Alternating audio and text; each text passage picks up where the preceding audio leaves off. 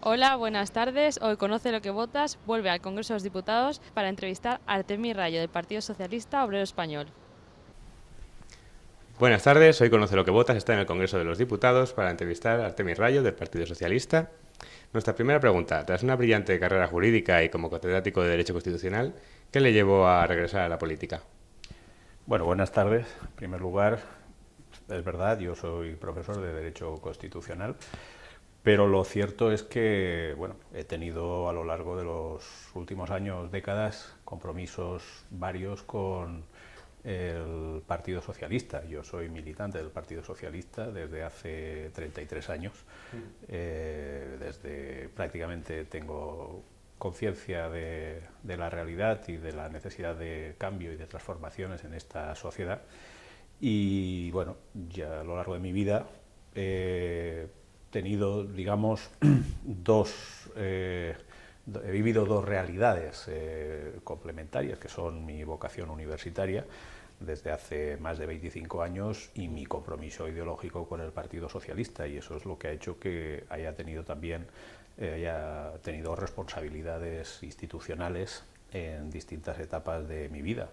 Fui del año 87 al 95 diputado a las Cortes Valencianas y años después, a partir del año 2004, alto cargo en la Administración General del Estado hasta el año 2011, y en el 2015 se me pidió concurrir a las elecciones y desde luego como continuidad en ese compromiso ideológico lo hice pues encantado, convencido de que era y es un tiempo de cambios, de reformas, de transformaciones en las que el Partido Socialista tiene mucho que decir, y yo pues estaba y estoy disponible para contribuir a todo aquello que el Partido Socialista pueda contribuir. Se ha creado una subcomisión en el Congreso para la reforma de la Ley Orgánica del Régimen Electoral General. ¿Qué cree que debería mejorar en el sistema electoral español? Así es. Prácticamente todos los partidos políticos, excepto el PP, llevan ya mucho tiempo reivindicando modificaciones en el sistema electoral español.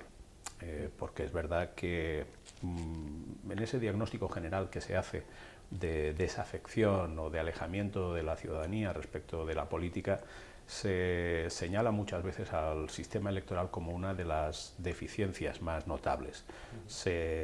Los ciudadanos perciben que sus representantes pues, viven lejos de muchas de sus necesidades y reivindicaciones, y eso puede tener respuesta a través de una reforma de la Ley Orgánica de Régimen Electoral General para perfeccionar el valor del voto, para perfeccionar la posibilidad de que los ciudadanos puedan tener una intervención más decisiva a la hora de elegir a sus representantes. Y hay otros muchos aspectos que reclaman modificaciones en el sistema electoral.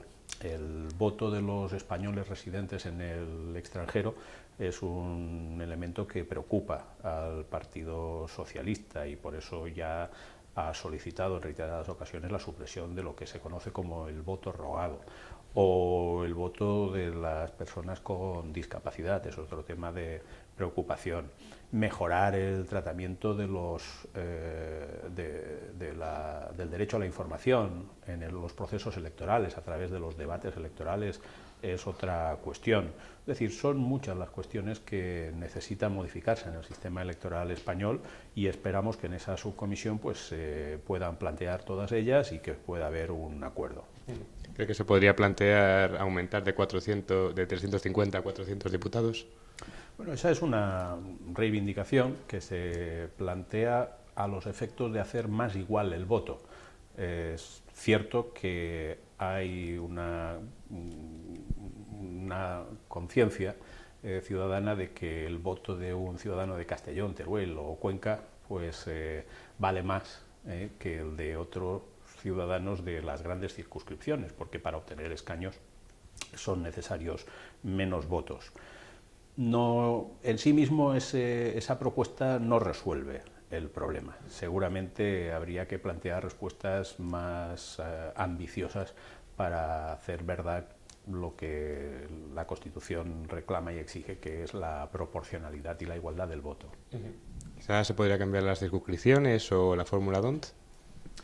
Pues hay propuestas que van en esa dirección, modificar la regla D'Hondt para introducir otros mecanismos que fortalezcan más la proporcionalidad del voto, algo que seguramente tiene mucho sentido en un momento histórico en el que el mapa político es mucho más plural. Modificar las circunscripciones puede ser más complejo, porque ya hay una tradición larga de utilización de la provincia o de las islas, según, como circunscripción electoral para la elección de diputados. Para la elección del Senado esa sería una cuestión bien diferente, pero la reforma del Senado no se resuelve solo alterando el sistema de elección de los senadores, sino que habría que hacer un rediseño amplio de su estructura y fundamentalmente de sus funciones para que realmente sea una Cámara de representación territorial. ¿Y listas abiertas y desbloqueadas o no cree que esa pueda ser...? Bueno, el Partido Socialista incluyó en su programa electoral la propuesta de introducir listas desbloqueadas. Listas abiertas ya hay en nuestro sistema electoral. De hecho, la elección de los diputados, de los senadores por provincias son elecciones, es un sistema de elección abierta, un sistema mayoritario corregido, pero en el que los ciudadanos pues deciden con su voto, con su cruz, quienes quieren que sean sus senadores, los senadores de su circunscripción. Hombre, hay que dar pasos para que el ciudadano pues vea en sus representantes un vínculo mucho más estrecho, que haya representantes, diputados y senadores que lo sean no solo de una estructura administrativa que llamamos provincia, sino de cada uno de los ciudadanos. Es verdad que España no tiene una tradición distinta a la de otros países. Esto puede ser más fácil en un sistema electoral como el británico, con distritos uninominales, donde resulta bien fácil y habitual identificar a un candidato o a un diputado o miembro de la Cámara de los Comunes con un determinado distrito uninominal. Revisar o rediseñar el mapa español con un sistema de distritos uninominales sería más bien complejo, pero la propuesta de listas desbloqueadas va en esa dirección y tiene también tradición en países democráticos de solera como es Alemania. ¿Cómo valorarían las primarias del Partido Socialista? Bueno, las primarias del Partido Socialista, yo creo que los ciudadanos y las han vivido en una dimensión pues complicada, porque evidentemente a nadie escapa que ha sido un proceso muy competido, ha sido un proceso en el que el Partido Socialista pues ha expuesto ante la opinión pública diferentes proyectos, diferentes alternativas, diferentes candidatos, y no ha sido un paripé, ha sido realmente una discusión profunda y un debate que a nadie escapa de una gran intensidad. La conclusión final, ¿cuál es? Pues la que también resulta evidente por otro lado, y es que el Partido Socialista ha dado un ejemplo que ningún otro partido ha dado nunca en nuestro país, de transparencia y de debate competido a través de ese proceso de primarias totalmente abierto, sin trampa ni cartón, donde los militantes del partido han decidido libremente cuál era la alternativa y quién quería que fuera su dirigente, su secretario general.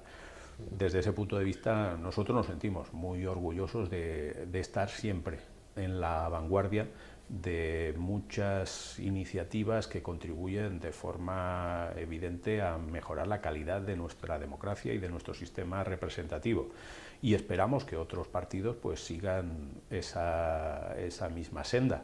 A nadie escapa que hay otros partidos que sí que parece que hacen procesos de debate interno para elegir candidatos, pero no es lo mismo hacerlo offline que online, que hacerlo a pecho descubierto y con un debate público que hacerlo en la red. Igual que no es lo mismo que participe el 90% de la militancia de un partido político a que lo haga un escaso porcentaje.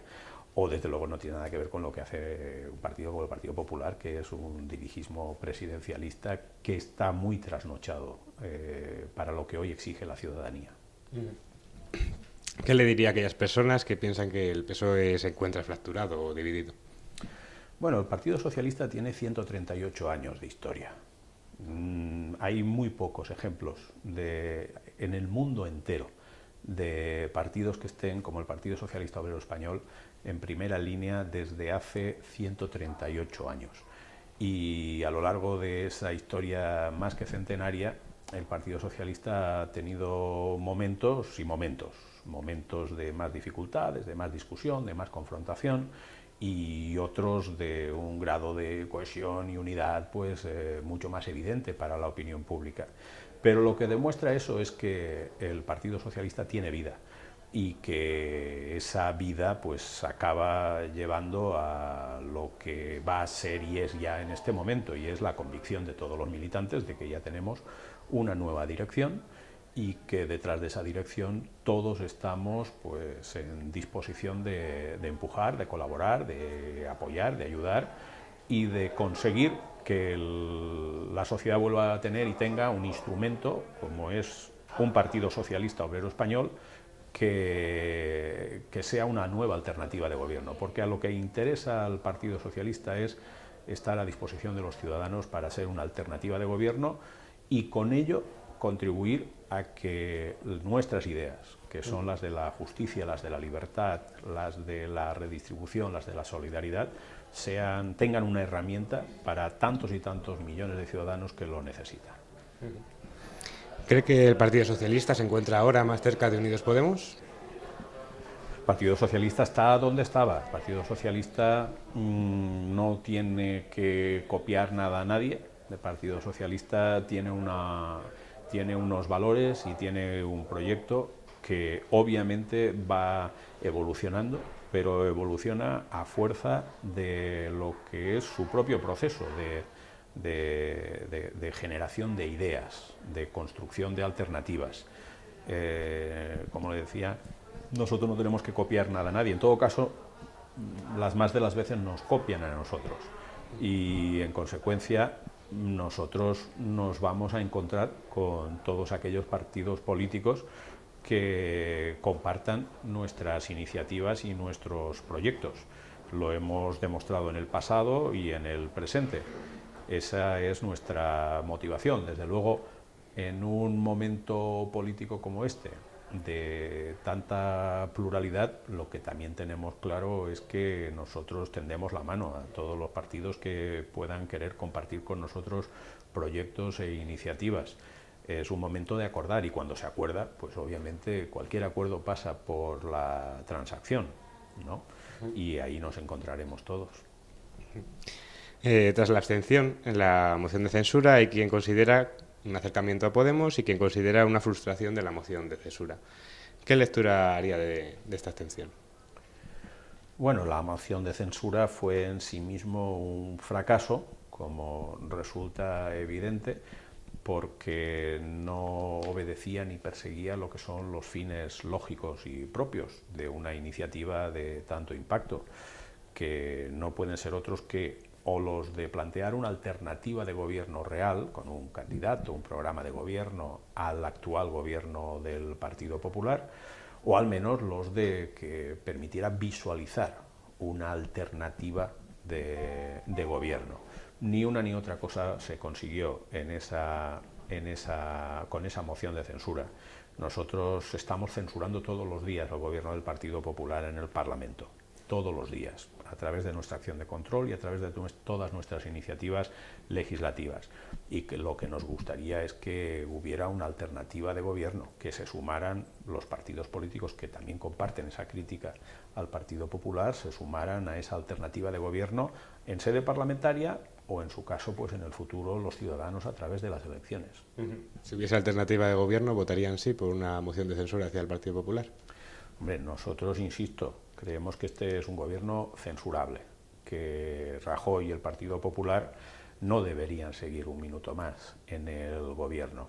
Lo que también es evidente es que nosotros lideraremos una iniciativa de cambio político en el momento en que eso sea en beneficio de los ciudadanos, en el momento en que tanto los candidatos o el candidato como el potencial programa de gobierno pues pueda contar con un respaldo parlamentario suficiente para desarrollar una acción de gobierno solvente, rigurosa, responsable, como siempre la ha desarrollado el Partido Socialista a lo largo de los últimos 20 y tantos años que ha tenido responsabilidades de gobierno en España. ¿Qué opina del Tratado de Libre Comercio entre la Unión Europea y Canadá, el famoso CETA? Bueno, este es un tema que ha planteado alguna polémica reciente.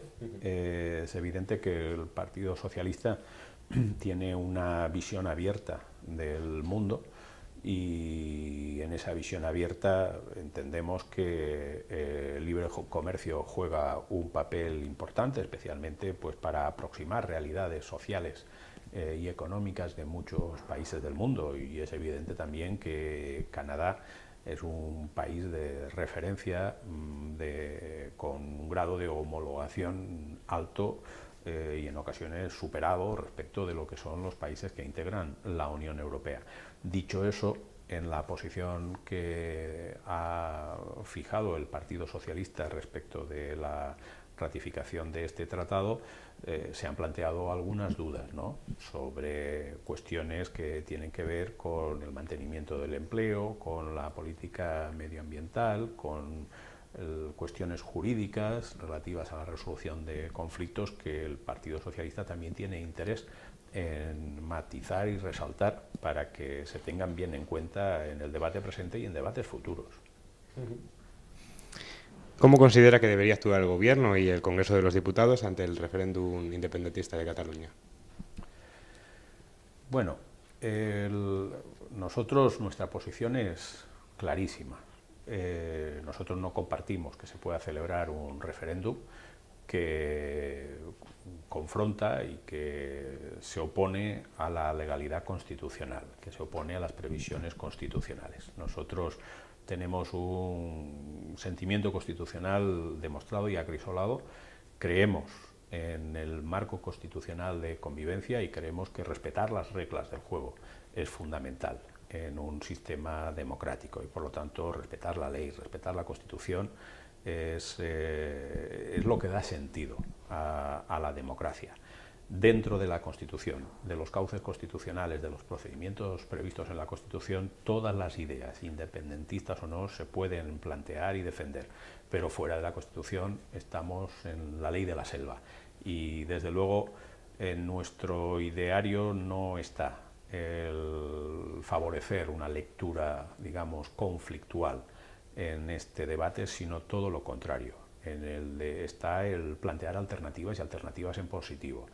Nosotros no compartimos con el Gobierno la inacción que ha protagonizado durante ya unos cuantos años sin ofrecer alternativas a este conflicto que no es de anteayer, sino que ya lleva muchos años labrándose. El Gobierno tendría que haber sido más activo y liderar alternativas para diluir o resolver este problema. Nosotros, nuestra propuesta recogida en documentos es clara. Nosotros abogamos, defendemos, propugnamos una reforma de la Constitución que profundice en lo que hoy es el Estado autonómico para ir hacia un Estado federal en el que puedan sentirse más cómodos, si cabe, aquellos territorios que tienen y esgrimen unas señas de identidad específicas, ¿no? Esa es nuestra propuesta y nos gustaría que, bueno, pues que el problema que hoy está tan presente pues tuviera a través de esa vía una solución. ¿Qué cree que podría ocurrir si finalmente se realiza este referéndum?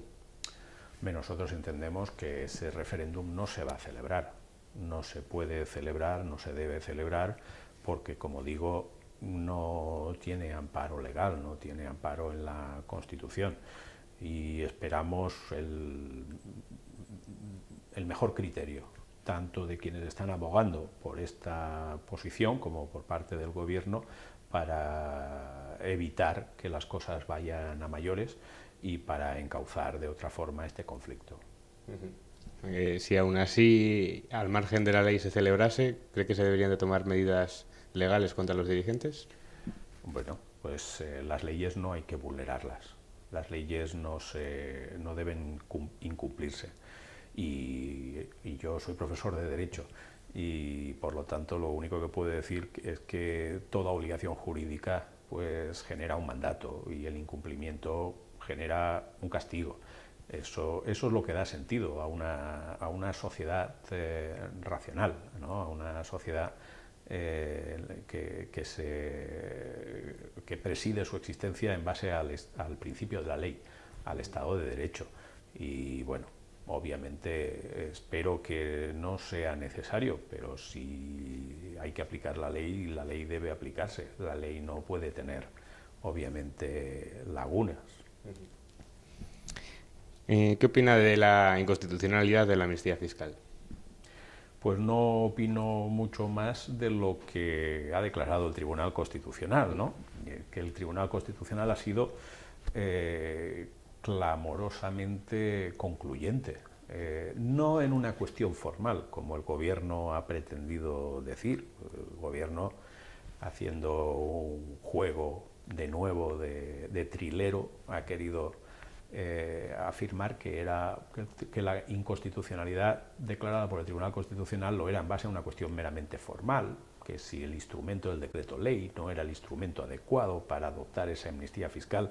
Eso no es lo que ha dicho el Tribunal Constitucional. El Tribunal Constitucional lo que ha dicho es que el Estado, y en concreto el Gobierno, al aprobar esa amnistía, ha abdicado de uno de sus obligaciones fundamentales, que es el preservar la recaudación de los impuestos, es decir, que el sostenimiento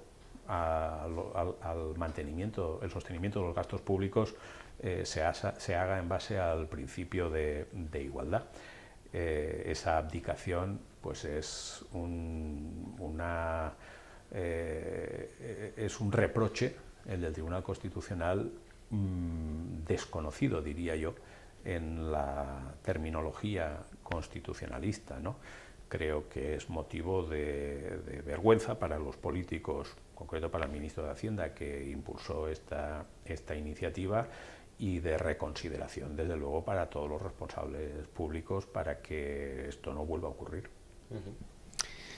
¿Qué opinión le merecen las declaraciones de Montoro acerca de que existan más casos en el Partido Socialista en cuanto a los exdirigentes acogidos a la amnistía fiscal? Pues la opinión que me merece no es de fondo sino de forma. Es decir, parece bastante indigno que un ministro de Hacienda se dedique a utilizar datos confidenciales, como son los datos fiscales, en el combate y en la lucha con el contrincante político. Esto es de un nivel muy bajo, de un nivel político pues bastante ramplón. No es propio de ningún responsable público, y yo diría que desde luego mucho menos de un ministro de Hacienda de España, el utilizar esos datos, el tirar la piedra, esconder la mano, cuando además nadie puede refutar un dato de ese tipo, porque el único que parece que puede y utiliza y dispone de esos datos es el ministro de Hacienda. Si tiene alguna reproche que hacer, jurídico o político, que lo haga con transparencia, con claridad, con honestidad y con dignidad. Y en todo caso, lo que hasta en este momento es evidente tendría que hacer el ministro de Hacienda es dimitir, mejor dicho, el presidente del Gobierno debería cesar al ministro de Hacienda si tenemos en cuenta que el Congreso de los Diputados ha reprobado al ministro de Hacienda, igual que lo hizo con el ministro de Justicia semanas atrás. Cuando el Congreso de los Diputados hace una declaración de voluntad tan concluyente como es reprobar la conducta de un ministro, eso no puede quedar en saco roto. El señor Rajoy es presidente del Gobierno porque ha recibido la confianza del Parlamento, del Congreso de los Diputados. En consecuencia, cuando se le retira a uno de sus ministros, el señor Rajoy debería tomar nota y no debería hacer otra cosa que la de cesarlos.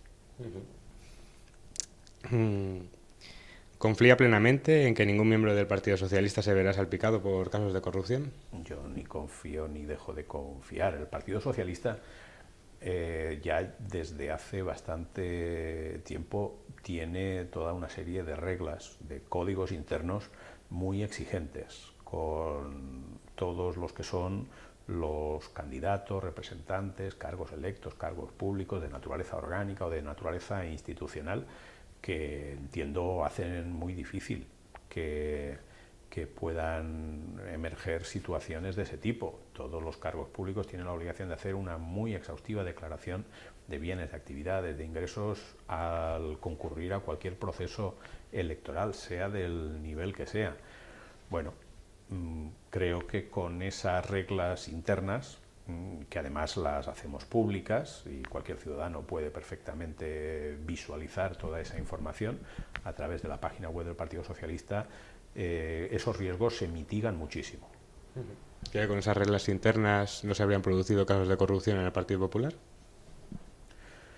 Bueno, el Partido Popular, la verdad es que es muy difícil evaluar todo ese miasma de corrupción que ha impregnado al Partido Popular a lo largo de los últimos 20 años. Creo que evitarlo hubiera sido muy difícil porque el Partido Popular hoy puede decirse que tiene y tenía y ha tenido durante décadas todo un sistema institucionalizado, por ejemplo, de financiación irregular del Partido Popular, que ha ido acompañado las más de las veces de procesos de corrupción. Yo creo que el problema del Partido Popular va mucho más lejos. Hay una necesidad evidente para ese partido y en consecuencia para la democracia española de regeneración interna del Partido Popular, de cambio de dirigentes, de conductas, de comportamientos que desgraciadamente parece que los actuales dirigentes no están en disposición ni tienen voluntad de acometer. ¿Considera que será eficaz la comisión sobre la financiación del Partido Popular?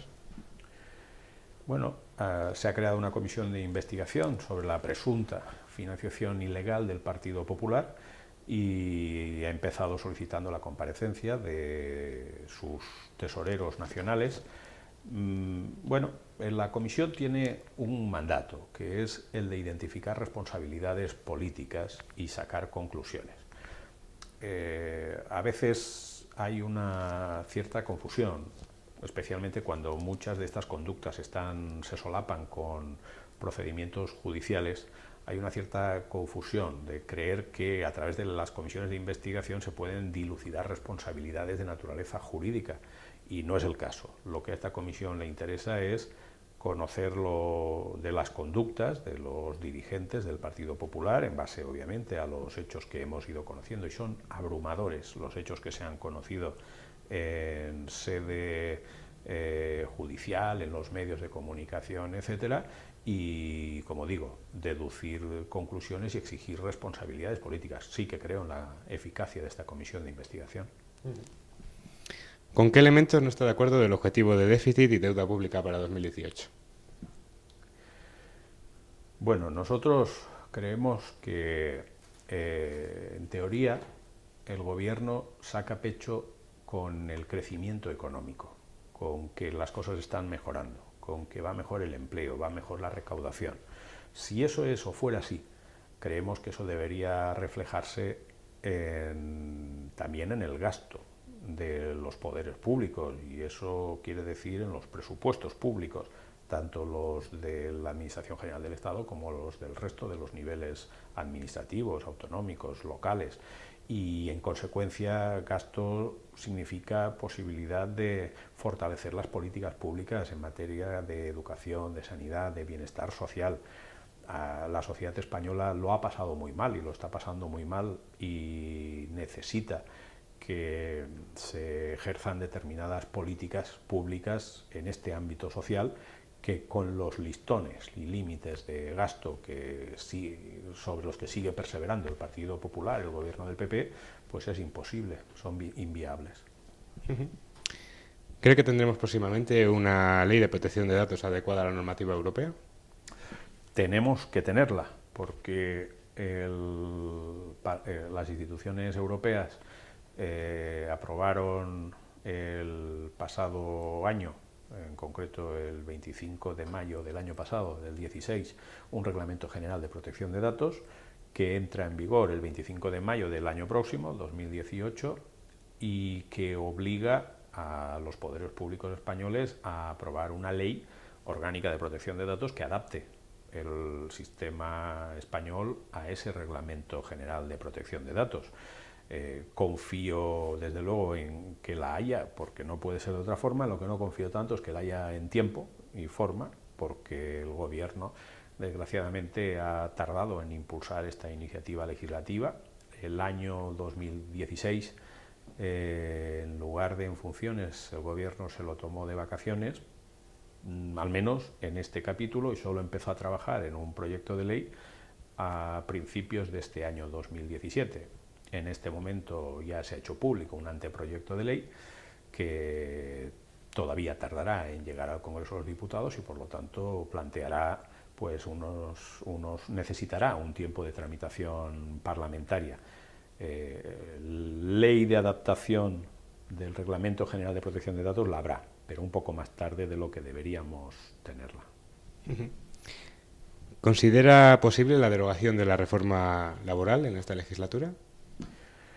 Pues esa es una de las iniciativas que el Partido Socialista tiene más claras, porque en el origen de la desigualdad que se está gestando en nuestra sociedad en la actualidad está esa reforma impulsada por el Gobierno Popular de la legislación laboral.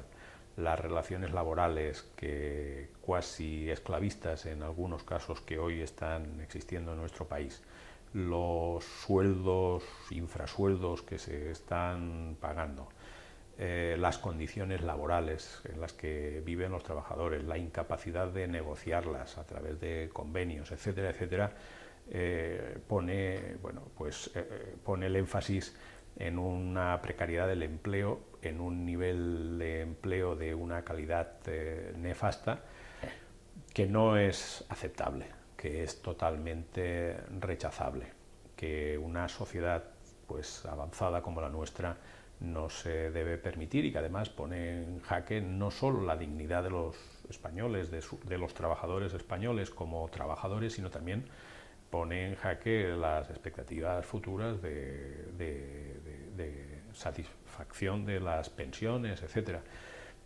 Y el germen está en esa reforma laboral que, como digo, debería derogarse. ¿Cree que debería hacerse alguna modificación con las empresas de trabajo temporal, las famosas ETT?